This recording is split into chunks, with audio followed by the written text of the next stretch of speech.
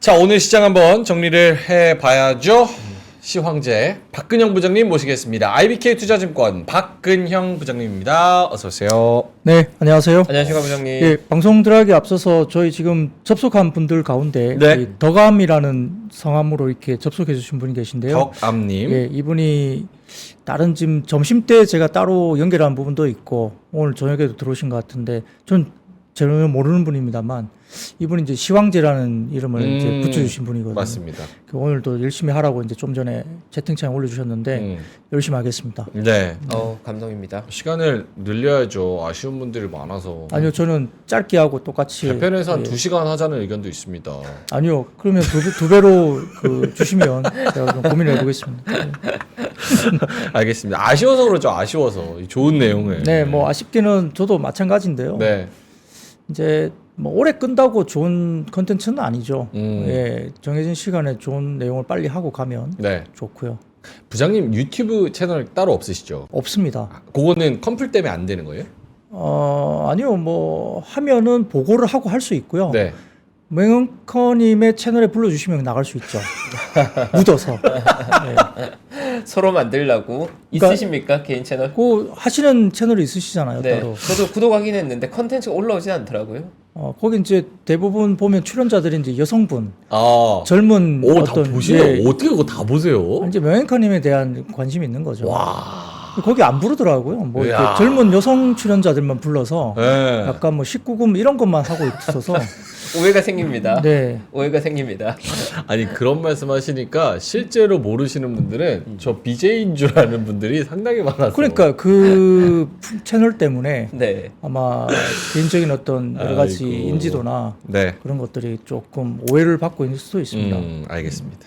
엊그제도 클로징벨에서 저 아나운서라고 얘기했더니 개그맨인 줄 알았는데 왜 아나운서?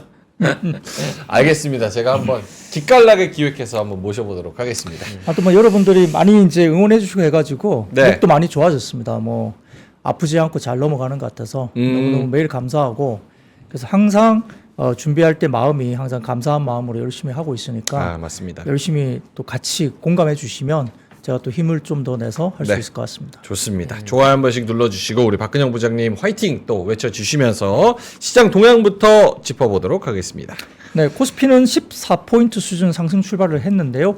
최근 주도주였던 반도체 섹터가 주춤했습니다. 어제 AMD가 좀 3% 정도 빠졌죠. 외국계 IB에서 약간 그 보수적인 조금 부정적인, 그러니까 최근에 많이 올랐다 이런 리포트를 좀 낸 것 같아요. 그 이제 다음에 기회가 있으면 소개를 해드리겠습니다만 어제 약간 경계하는 그런 리포트가 일부 나왔습니다. 네. 뭐 그런 영향도 조금 있었던 것 같아요. 그래서 그렇고요. 전반적으로 이제 반도 섹터가 이제 좀 주춤하다 보니까 해운과 조선, 제약바이오, 종유화학, 신재생 에너지와 자동차, 그다음에 금융, 건설 등이 강세를 보였고 그 외에도 히토류와 요소수, 뭐 페라이트, 그다음에 LPG나 도시가스, 여행, 화장품, 면세점, 미디어 등의 테마군이 좋았습니다. 전체적으로 전일 급락했던 2차 전지가 셀업종은 아침에 반등을 좀 줬지만 양극재 업체는 특히 에코프로 그룹 중심으로 여전히 불안한 모습을 보였고요. 네. 반도체 섹터가 주춤하면서 낙폭과대였던 2차 전지가 일부 좀 반등이 오전에는 시도되기도 했습니다. 신재생 에너지, 화장품 등도 상승폭을 확대했고 외국인들이 선물 매수를 주도하면서 연기금과 그다음에 금융 투자의 현물 매수세를 유도했습니다. 프로그램이 아무래도 같이 들어왔겠죠. 네. 한편 2,780억 달러 규모의 중국에서 당국의 증시 개입 관련된 기대감이 반영되는 기사가 나왔고요. 여기에다가 역외 위안화 강세 전환 영향 때문에 중국과 홍콩 증시가 개장 이후에 상승폭을 확대했고 이 영향으로 국내 증시도 상승폭이 확대되면서 코스피가 2,480포인트까지 근접하기도 했습니다. 네. 사진을 띄워주시면 블룸버그 통신이 나옵니다. 그래서 이 관련해서는 아까 말씀드렸던 2,780억 달러 규모 당국의 증시 개입, 그러니까 증한 펀드라고 생각하시면 됩니다. 그래서 그런 것들을 같이 한번 보시면 될 것 같고요.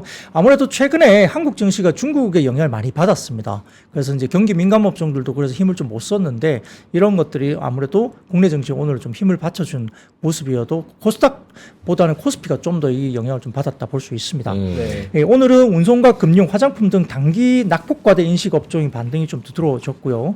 오전 기준 외국인은 선물 약 4,000계약 정도 순매수가 들어왔고 작년 12월 27일 이후에 최대 규모입니다. 그리고 코스닥도 헬스케어나 엔터 등 저가 매수에 유입됐고 그 외에도 히트루나 웹툰 관련 테마도 강세였습니다. 오들면서 코스피는 자동차, 금융주가 또 재차 상승하면서 지수 견인을 했고 2차 전지는 초반 상승 출발했지만 종목별 매물이 출회됐고요. 엔캠은 상승했고 에코프로 그룹은 다소 좀 매물이 나오면서 다시 하락했습니다. 게임과 화장품주 등 선별적인 상승이 나타났고 전체적으로는 업종 내에서 종목별이 따로 움직이는 모습이었고 같은 업종인데 종목별 차별화. 그렇습니다. 외국인은 코스피에서는 금융, 철강, 기계, 온수 창고 매수가 들어왔고 선물 매수 전환했고요. 코스닥에서는 2차 전지 매수했고 반도체를 매도했습니다.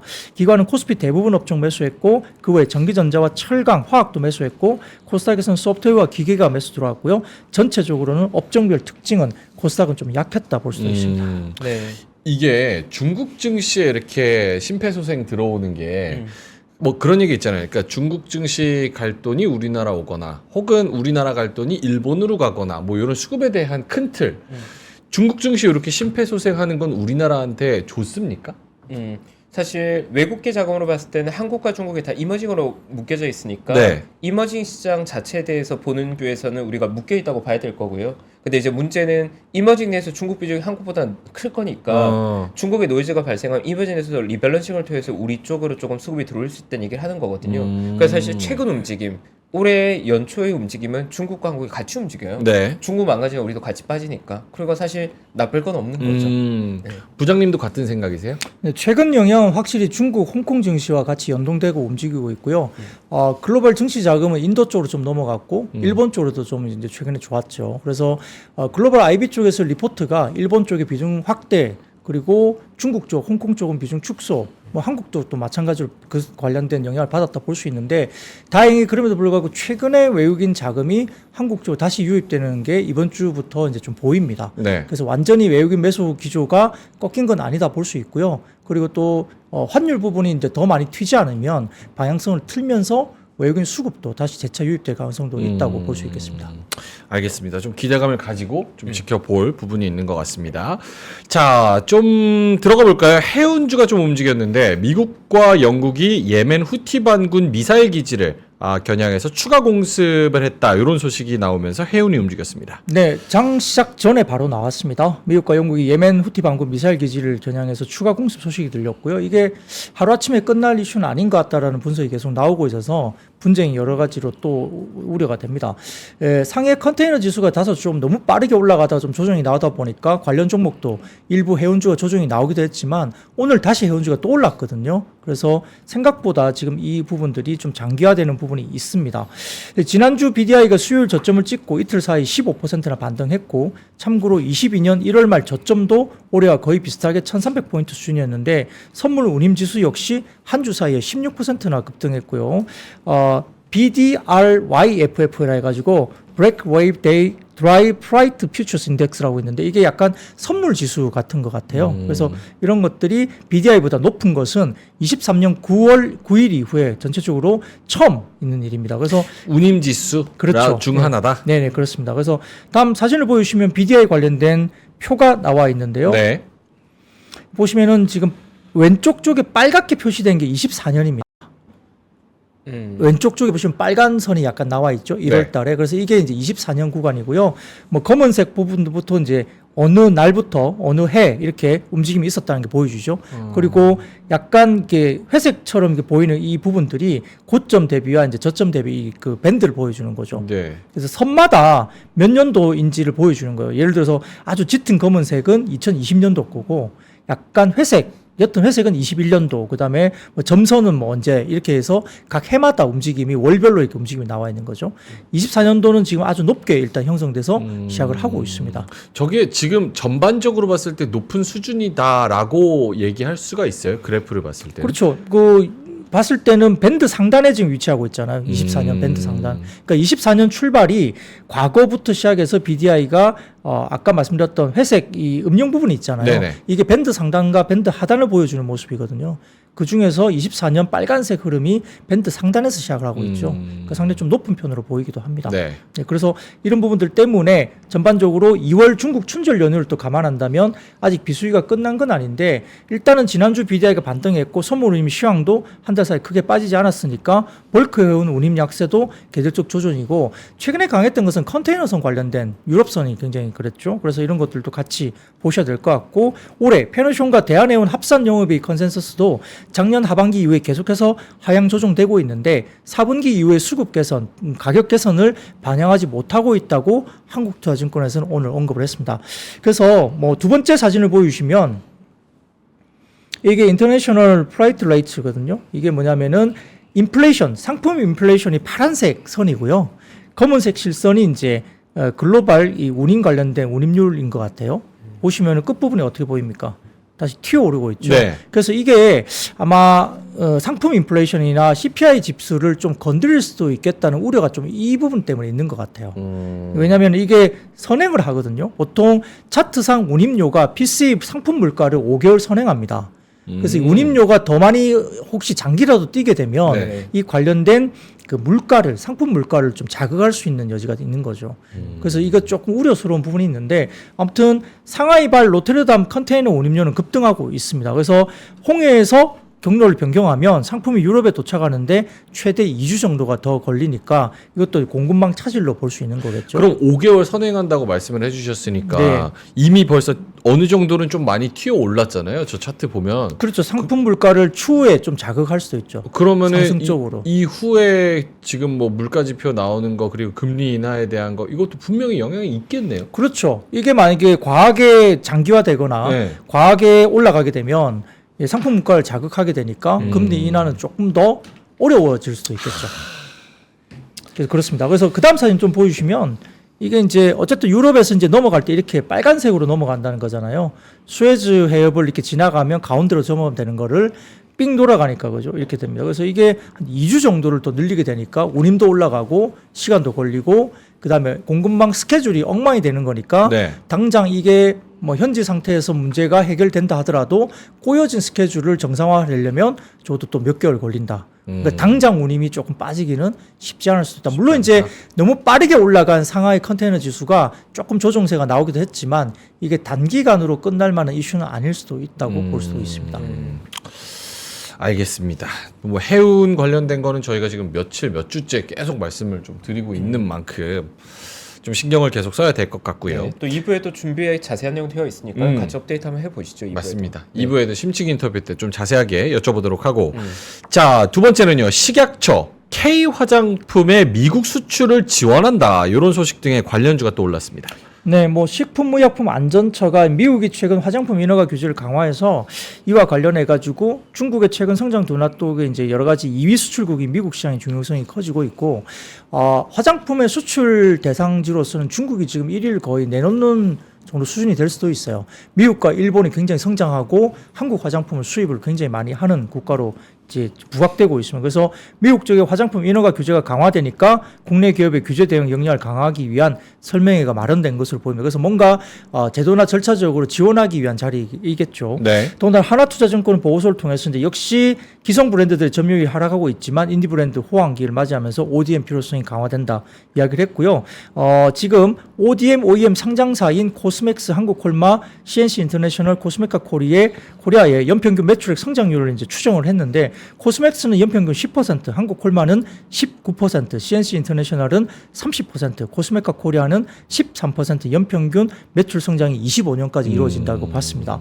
그래서 이제 일부 지금 화장품 관련주가 좀 올라갔고 특히 아모레 퍼시픽이 오늘 좀 많이 올랐거든요. 네. 그 외에도 클리어도 좀 눈에 띄었는데요.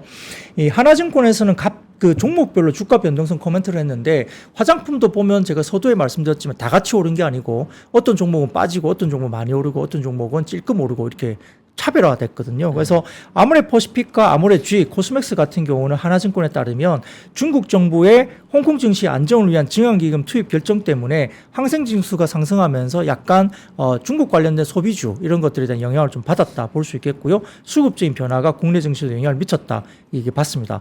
CNC 인터내셔널 같은 경우는 4분기 호실적이 기대되지만 이에 따른 성과급 지급이 1분기에 반영될 것을 좀 우려해서 CNC 인터내셔널이 주가 조정으로 일단 왔다라고 해석을 했습니다. 그래서 2023년 1분기에도 동일하게 반영됐었는데 이 부분은 펀더멘탈과 좀 무궁화하는 부분이니까 다소 좀 오히려 많이 빠지면 사야 된다 이런 이야기 같고요. 아이패밀리 시세 같은 경우는 4분기 실적 기대감과 밸류에이션 PER이 10배 정도로 매력적인 밸류에이션 부각돼서 긍정적이었다. VT 같은 경우는 4분기 실적 견조하고 일본 채널 침투 확대 그리고 국내 올리브영과 다이소 판매 강세 이게 마이크로 니들이잖아요. 네. 그런 식이고 PER도 11배 정도로 매력적인 밸류에이션 수준으로 평가를 하면서 오늘 주가가 오른 이유도 설명을 했습니다. 요거 뭐 코멘트 있으실까요? 화장품? 특별히 없습니다. 특별히 요즘 없죠? 화장품이 미국 쪽으로 나가는 건 생각보다 나쁘지 않아서 중국보다는 이제 미국 쪽으로 가는 브랜드들이 더 좋은 것 같고 뭐 여러 번 말씀해 주신 대로 대형보다는 아무래도 중소형 중에 브랜드 파워 있는 쪽들이 좀 더 관심 받고 있는 것 같고요. 그러면 잘 업데이트하고 있는 것 같습니다. 저희가. 알겠습니다. 자, 그러면은 비만 시장 쪽으로 넘어가 볼게요. 비만 시장이 성장한다. 이런 전망이 나오면서 관련주들의 상승이 이어졌습니다. 네, 역시 이제 비만 시장 성장은 당연히 지금 우리가 생각할 수 있는 부분이고 관련주들이 꽤 계속적으로 국내 관련된 주식들도 관심을 받고 있습니다. 특히 삼성증권에서는 GLP-1 RA 중심의 비만 당뇨 시장이 32년까지 만성질환 치료제로 성장 가능하다. 근데 이게 되게 중요한 게 뭐냐면 비만 치료제 자체가 너무 비쌀 수도 있고요. 네. 그리고 또 이런 것들이 다른 질환까지 영향이 있다고 만약에 판별이 되면 의료보험 적용 가능성도 있거든요. 그러면 이제 생각보다 가격을 낮게 해서 좀 대중화에 좀 더 속도가 빨라질 수가 있고요. 그리고 또 뭐 저 같은 경우도 뭐 복부 비만이나 이런 것들에 대한 부분들을 테스트해보는 그런 실험도 할 수 있잖아요. 만약에 이제 후유증이 없다면, 네. 뭐 합병증이 있다, 이 약에 대해서 없다면 한번 할 수도 있는 거죠. 그래서 수요가 늘어날 수도 있는 겁니다. 그래서 그렇게 감안을 하는데, 만성질환 치료제로 성장하게 되면 1,440억 달러 규모의 성장도 가능하다. 비만 당뇨 시장 관련해서 이야기를 했습니다. 특히 1980년 이후에 글로벌 비만율은 급격히 증가했는데, 특히 미국 비만율이 94년에 22.9%에서 2018년도에는 42.4%로 비만이 거의 인구의 40% 넘는 사람들이 비만이었다고 봅니다. 와, 이렇게까지 늘어납니까? 이게? 이제 먹는 것도 많아지죠. 과거에는 뭐 이런 인스턴트 식품이라든지 그다음에 아주 많은 칼로리를 가지고 있는 그런 음식들이 요즘에 더 많아지고 있잖아요. 맛있는 것도 많고. 오히려 웰빙 이런 거에서 조금 잘 살게 되면 건강을 챙길 것 같은데. 근데 생각보다 그렇지도 않고 예를 들어 우리도 보면 뭐 과거에는 예를 들어서 치킨 하나를 보더라도 네. 뭐 프라이드 또는 그냥 일반 양념 이렇게만 됐다면 지금은 그 양념이 막 온갖 양념이 많죠. 맞아요. 그리고 마라치킨. 더 자극적이고 뭐 그렇기 때문에 하여튼 그게 이제 국내만 그런 건 아닐 거예요. 근데 이제 그게 치킨뿐만 아니죠. 모든 음식들이 좀 더 자극적이고 좀 더 많은 조미를 할 수밖에 없는 그런 구조로 가게 되고 또 칼로리가 높은 음식들이 많이 쓰이고 또 인스턴트 식품들이 또 많이 먹게 되는 구조로 가니까 아무래도 뭐 또 음료라든지 이런 것들도 마찬가지죠. 우리가 이제 뭐 생수만 먹지 않고 여러 가지 뭐 비만에 연관되는 또 음료들이 또 많지 않습니까? 그런 것들이 결국은 사회적인 분위기로 갈 수밖에 없기 때문에 계속 또 늘어납니다.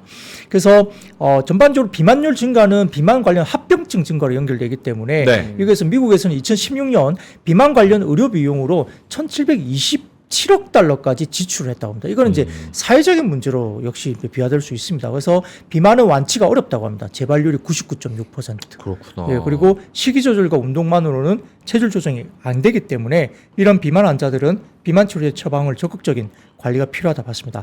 자, 첫 번째 사진 보여주시면 글로벌 비만 환자 추이 전망인데요. 역시 2008년 대비 2023년이 거의 2배 넘죠. 글로벌입니다. 글로벌. 네네. 와. 넘습니다. 그리고 2035년 되면은 뭐 지금보다도 더 많이 늘어나죠. 그러네요. 거의 한 30% 이상 또 늘어납니다. 오른쪽 보시면 비만 관련 경제적 비용이 2019년 대비 2060년에는 이제 회색 그래프입니다. 엄청나게 늘어나고 제일 오른쪽 보시면 치료제 시장 규모가 결국 이제 당뇨 치료제가 가장 지금 많은 것 같아요. 당뇨. 근데 그게 비만 치료제도 기하급수로 늘게 됩니다. 합병증도 많아지죠. 그렇고요. 두 번째 사진 보이시면 전 세계 과체중 비만 인구 추이인데요. 지금 20년부터 25년까지인데 짙은 파란색이 지금 과체중이고요. 네. 회색이 비만입니다. 계속 늘어나고 있는 추세고요. 저도 보면은 이제 몸무게에 재로 가면 뭐 저는 개인적으로 그렇게 많이 쪘다고 생각 안 하는데 우리가 어떤 뭐 인바디나 뭘 하잖아요. 그러면 이제 약간 뭐 비만 뭐 더 빼라 이렇게 체중 빼라 이렇게 나오거든요. 그는 아마 대부분 비슷할 거예요. 본인이 비만이라고 생각하지 않지만 인바디나 뭘 하면 뭐 어떤 그 약간 빼야 된다. 지방을 좀 더 빼야 된다. 내장 지방 이런 게. 뭐 그럴 수도 있고요. 예, 그래서 더 빼야 된다는 결과들이 되게 많이 나오거든요. 그래서 네. 비만이나 이런 것들은 우리가 보이지 않는 곳에 꽤 있다 이렇게 볼 수도 있고 실제 조금 비만으로 되게 힘들어하는 뭐 일반인도 꽤 많겠죠. 그래서 어떤 분명히 처방이나 관리가 적극적으로 필요합니다.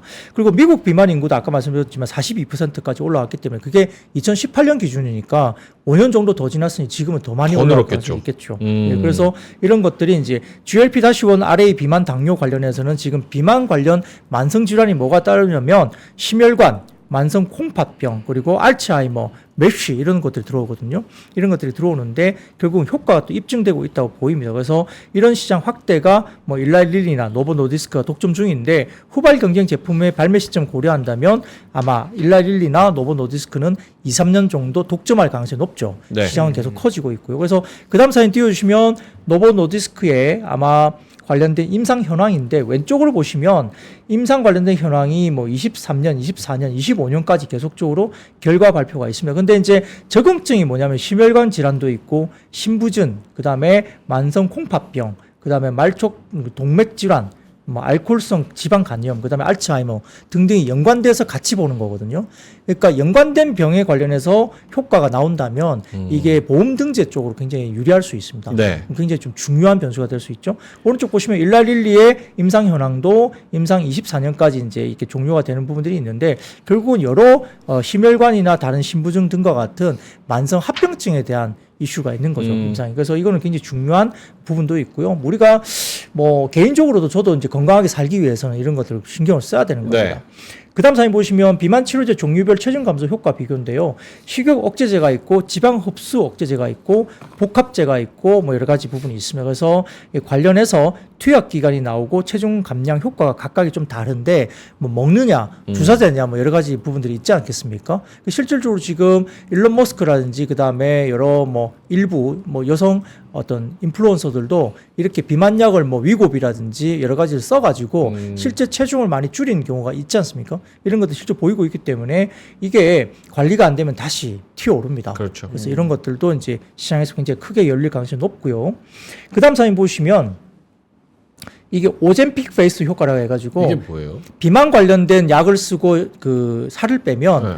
왼쪽이 아니라 오른쪽 보시면은 이렇게 예를 들어서 뭐 우리가 이마 쪽에 이 왼쪽 예를 들어서 이쪽 부분 관련해 가지고 관절이. hollowed out 그다음 appearance 그러니까 이쪽에 관절 이쪽 부분이 이제 푹 패어 페어지는, 들어가는구나. 오젬픽 효과 그다음에 눈가에 주름이라든지 그다음에 이쪽 라인에 확 들어가는 부분 이게 이제 오젬픽 페이스 효과라 해가지고 비만약을 쓰게 되면 이런 것들이 굉장히 어려워지죠. 피부가 처짐 피부가 생기고. 처져서. 예, 그래서 미용기기 쪽은 같이 인계해서 상당히 같이 급성장할 가능성이 여전히 중장기적으로 있다고 보는 거고. 지방 그 제거를 같이 쓰면서 요 비만약을 쓰면서 얼굴 살도 같이 빠져서 얼굴도 푹 패어 들어가니까 그러니까 거기에 미용적인, 필러를 넣는구나. 뭐 필러 등등 그 외에도 뭐 레이저 관련된 부분 재생, 리프팅 이쪽도 다 있기 때문에 그렇네요. 그런 시장이 열리죠. 최근에 이제 뭐 일부 종목들이 많이 빠져 있긴 해요. 그래서 고점 대비 많이 빠져 있는데 미용기기들이 일부 이제 노이즈가 각각 회사마다 일부 좀 있지만 실적은 올해도 30% 이상씩 성장을 합니다. 최대 성장이 또 최대 실적이 아마 작년 대비로도 올해 나올 거기 때문에 많이 빠진 상태에서는 사실은 좀 중장기적으로 좀 모아가도 미용기기 쪽은 저는 괜찮다 보거든요. 그래서 그런 쪽도 한번 효과를 보시면 좋을 것 같고요. 그래서 비만 관련 종목은 오늘 뭐 한국 BNC, 펩트론, 종군당, 올릭스, 인벤티지 랩 등에 관련된 종목들이 좀 움직였으니까 한번 보시고요. 관련해서 우리가 좀 장기로 보도 되는 어떤 섹터가 아닐까요? 이렇게 괜찮게 보고 있습니다. 아 근데 이렇게 그래프와 데이터를 가지고 말씀을 해주시니까 이게 진짜 장기적으로 부작용만 없으면 노다지네, 노다지. 맞아요. 보통 이제 헬스케어 우리가 제약 산업할 때 이게 선진국 병인지 후진국 병인지 많이 구분하는데 네. 선진국 병은 뭔가 문제가 발생했을 때 돈을 많이 쓸 수 있으니까 마켓이 빨리 커지거든요. 근데 비만이 이제 전형적으로 선진국 병이죠. 특히나 이제 미국 같은 경우 최근 비만율이 너무 높아지고 사회적인 문제가 됐는데 이게 어떻게 보면 약간 탈출구가 되니까 확 시장의 관심을 받는 거죠. 네. 게다가 또 두 개의 회사가 거의 독과점 분위기니까. 그러니까요. 네. 실제로 우리나라 제약 바이오 중에서 지금 여기 뭐 싹센다, 위고비, 뭐 오젬픽 뭐 이런 것들 관련해서 직접적으로 관련이 있어서 같이 매출이 급성장하는 기업들이 있습니까? 현재는 급성장을 논하기에는 좀 이르고요. 아. 국내에 뭐 당장 들어와 있지 않고, 근데 이제 관련주로서는 뭐 한미약품 그룹들이 좀 이야기가 되고 있는 상황이죠. 거기 뭐가 엮여 있는 거예요, 한미약품? 일단은 한미약품 얘기가 제일 많이 나오고 있죠. 관련주로. 네. 네. 알츠하이머는 지금 삼성바이오로직스 정도가 좀 언급이 되고 있습니다. 알츠하이머로는 네. 오케이, 알겠습니다. 자, 그러면 이쪽으로 한번 가볼게요. 중국이 히토류 영구자석 기술을 수출 금지한다, 이런 소식이 나오면서 히토류 페라이트 상승입니다. 네, 이 부분은 뭐 간단하게 말씀드리면 될 네. 것 같습니다. 삼성증권에서 나온 자료를 좀 띄워주시면 자원민족주의 관련된 중국의 히토류 전쟁인데요. 왼쪽 보시면은 히토류 매장량과 글로벌인데 지금 브릭스가 히토류 매장량이 글로벌 69% 거의 70% 가까이 브릭스 쪽에서 매장이 되어 있습니다. 중국이 제일 많고 러시아, 뭐 그다음 베트남도 굉장히 많죠. 브라질도 많고 인도도 있습니다. 호주도 있고요. 미국도 당연히 있죠. 그래서 히토류가 뭐 다른 국가들이 안 되는 건 아니에요. 근데 이제 이게 환경 오염을 워낙 시키고 또 어떤 신흥국 같은 경우는 히토류 관련된 뭐 정제 기술이나 이런 게 좀 약하다고 하더라고요. 그래서 중국이 상대적으로 좀 환경 부분에 대해서 조금은 이제 그런 것도 신경 안 쓰고 또 만들기도 하고 상대적입니다. 완전히 신경 안 쓴 건 아니겠지만, 그리고 실질적으로 지금 어떤 그런 히토류 정제 기술이 중국이 좀 있는 편이고 신흥국가는 히토류가 매장돼 있어도 그런 기술이 좀 안 돼서 못하고 선진국은 환경 문제 때문에 좀 못하고 이러면서 이제 현재는 중국이 그만큼 하고 있죠. 그리고 오른쪽 보시면은 대일본 수출 규제 2010년 9월과 그다음에 히토류 무기화 관련해서 뭐 중국의 전기차 붐 2020년 그 네오디움의 메탈 뭐 산화 네오디움 이런 관련된 부분에서 네. 이슈가 있었을 때 대부분 다 이제 가격이 확 뛰었거든요. 그래서 지금 가격 반등이 연고자석이나 네오디움 관련된 가격 변동이 있기 때문에 이런 것들이 결국은 우리가 환경 오염도 마찬가지지만 전기차용 배터리를 통해서 리튬도 상당히 중요하고 히토류도 마찬가지고요. 스마트폰, 스텔스 정수기도 들어가고 굉장히 지금 많이 들어가죠. 그래서 이런 부분들이 공급의 70% 정도를 중국이 또 참여하고 있습니다. 현재까지는. 그래서 이런 것들을 관련해서도 조금은 무기화되는 것은 상당히 좀 우리가 어려운 국면에 들어갈 수 있고 또 대체제로서 페라이트가 이야기되다 보니까 네. 이런 것들도 관련되고 있는데 뭐 삼화전자, 동국 RNS, 유니온 머티리얼이나 삼화전기, 상신전자 이런 관련된 종목들도 관련주로서 언급이 되면서 올랐기 때문에 좀 각각의 이런 이슈들이 항상 나올 때마다 주가들이 움직이는 종목들이 네네. 있습니다. 그래서 이것도 좀 조심해야 될 것 같은데 다만 이제 이게 뭐 실제로 이제 관련된 종목이 정말 뭐 좋아지냐 그건 좀 별개 문제죠.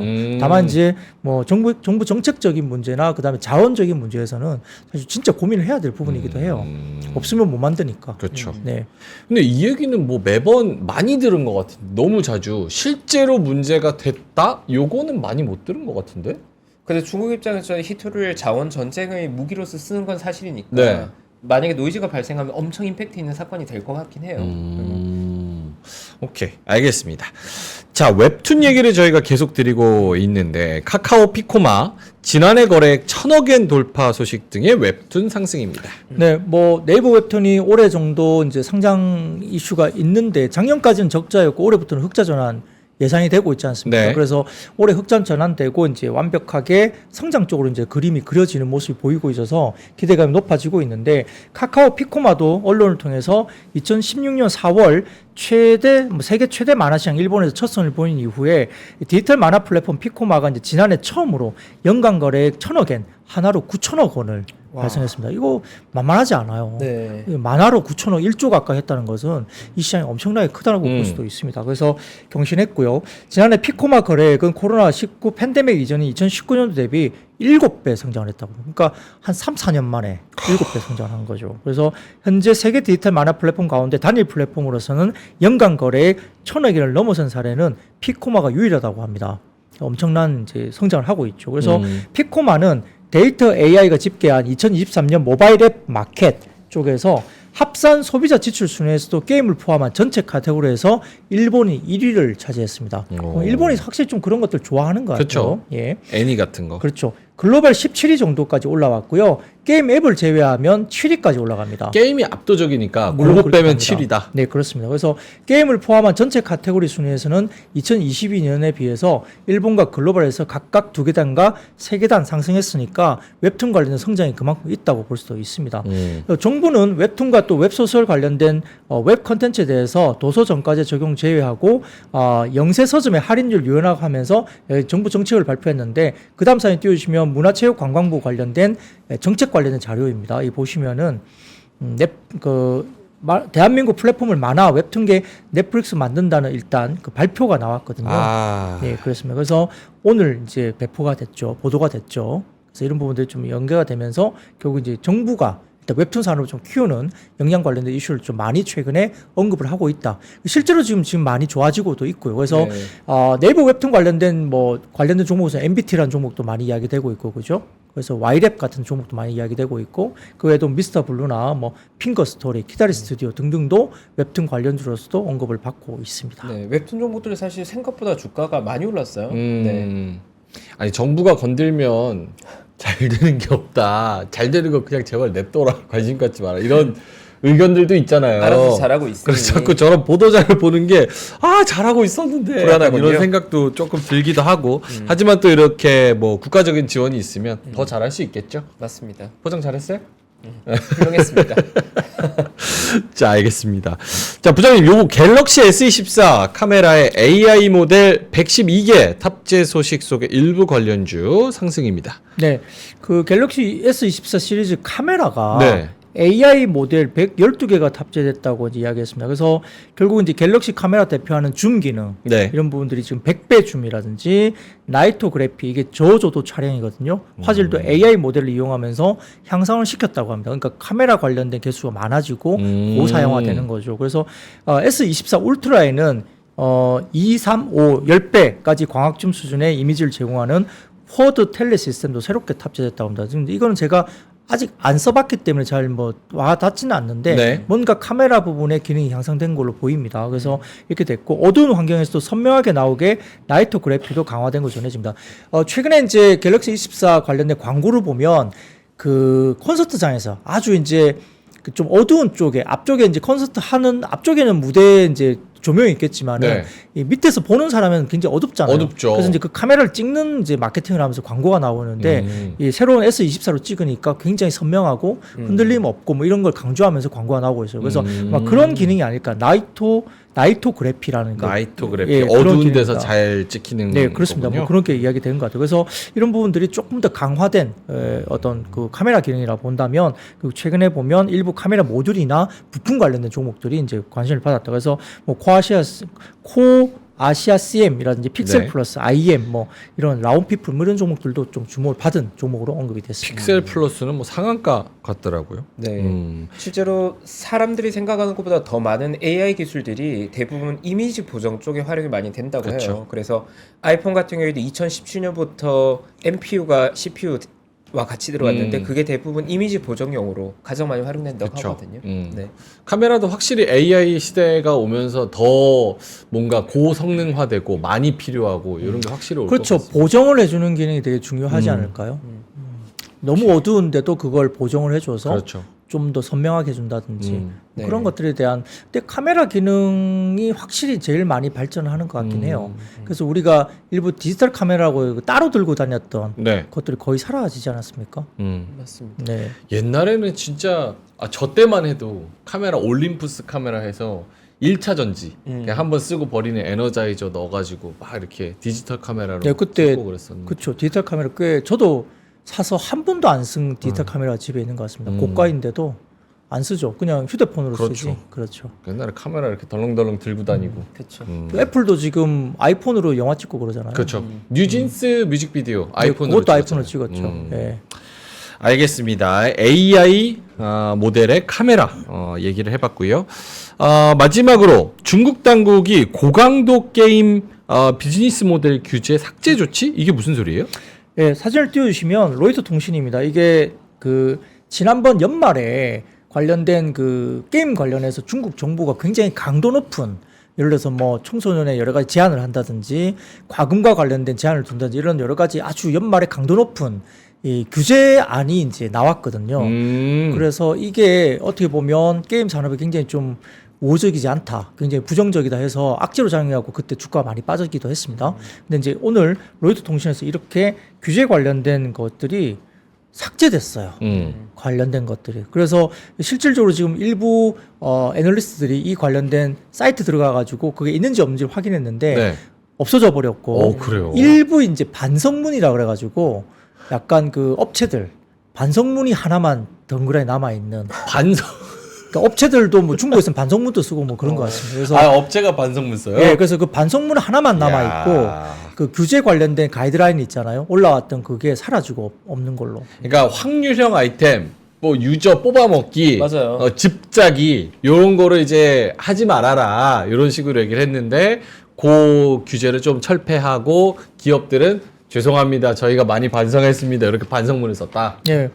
근데 반성문은 저도 이제 올려주신 거 보니까 반성문을 올려왔는데 네. 이 규제 관련된 가이드라인은 완전히 삭제돼 버린. 그러니까 약간 오락가락 하는 거고요. 그래서 이게 나오니까 이제 오후 들어서 이 소식이 전해지면서 게임주들이 이제 일부 튀어오르기 시작했고 그래서 중국 좀 쪽에 또 비중이 좀 있는 게임주들 뭐 크래프톤이나 이런 것들도 뭐 그리고 일부 좀 종목들은 또 올라왔죠. 오케이. 알겠습니다. 그렇다고 뭐 다시 확률형 아이템 이렇게 막 해가지고 또 뽑아먹기 막 이렇게 마음껏 할 수 있을까? 쉽진 않을 것 같아요. 예, 예전하고 분위기가 많이 바뀌었죠, 솔직히. 이런 중국 변수 이런 건 아예 좀 고려 안 하고 미국 비중이 좀 높은 게 좋은 거예요? 근데 미국에서 지금 하는 게임이 한국에서 만드는 MMORPG가 미국 시장에서 그렇게 흔한 게임이 그렇죠. 아니에요. 뭐 콘솔이나 일본도 마찬가지고 그런 게임으로 가잖아요. 아니면 뭐 플레이스테이션이라든지 뭐 어쨌든 그런 형식으로 뭐 엑스박스라든지 이런 걸 가기 때문에 이제 좀 이제 선호하는 게임이 다르죠. 한국이 특히나 이제 MMORPG가 굉장히 열광을 했었었고요. 취향이 지금은 이제 그게 조금 이제 시들해졌는데 그러다 보니까 캐주얼 게임의 최근의 흐름들이 많이 올라왔죠. 근데 아무튼 우리가 엑스박스나 뭐 플레이스테이션 이런 관련해서 이런 것들 관련해 가지고 좀 같이 맞추어져서 가야 되는데 아직까지는 국내 게임사들이 게임에 대한 집중도가 여전히 아직도 MMORPG 쪽이 조금 뭐 느끼기에는 높지 않나 싶고요. 그러니까 미국 시장과 일본 시장은 별개의 다른 게임들이 막 선호하는 시장인데 거기에는 맞지 않는 시장이라서 뭐 뭔가 좀 변화는 있어야 됩니다. 개발자들이 또 어떤 방향이나 장르를 좀 바꾸는 그런 쪽도 좀 있어야 되지 않을까요? 알겠습니다. 반성문 얘기했더니 쿠쿠쿠님이 NC는 왜 반성문 안 쓰냐 뭐 이런 말씀도 또 해 주셨습니다. 어느 분도 카메라 기능 좋아져도 찍어도 똑같이 못생겼는데 무슨 카메라 기능에 무슨 차이가 있느냐 뭐 그런 말도 하시는데 뭐 그런 생각 안 하시고 또 뭐 자기 얼굴에 떳떳하게 네. 자신 있게 뭐 그렇게 자신 살아야죠. 있게. 개성 시대입니다. 이제는 카메라와 AI로 누구든 잘생기고 멋있게 만들 수 있기 때문에 오히려 더 특색 있고 개성 있는 그런 맞아요. 시대가 오는 거 아닌가 이런 생각을 많이 하게 돼요. 근데 그러시려면 돈을 내야죠. 유료 서비스. 예, 그 앱은 유료입니다. 그래요? 예, 예.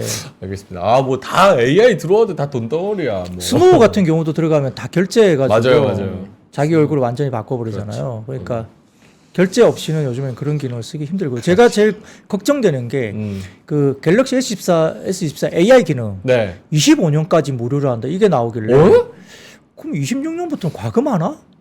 그래서 조금 그게 약간 애매한 그건- 뉘앙스의 기사가 나와서 제가 좀 사실 그게 좀 두렵습니다. 그건 쉽지 않을 텐데. 모르겠어요. 일단 오늘 기사가 25년까지 무료라고 이야기를 썼어요. 한번 띄워보는 건가 보다. 쓱 이렇게 띄워서 여론 반응 보고. 근데 저항이 심하겠죠. 그렇죠. 저항이 엄청 심하겠죠. 지금 뭐 점유율에서도 밀리는데. 어쨌든 그거는 저희가 두 눈 부릅뜨고 지켜보도록 하겠습니다.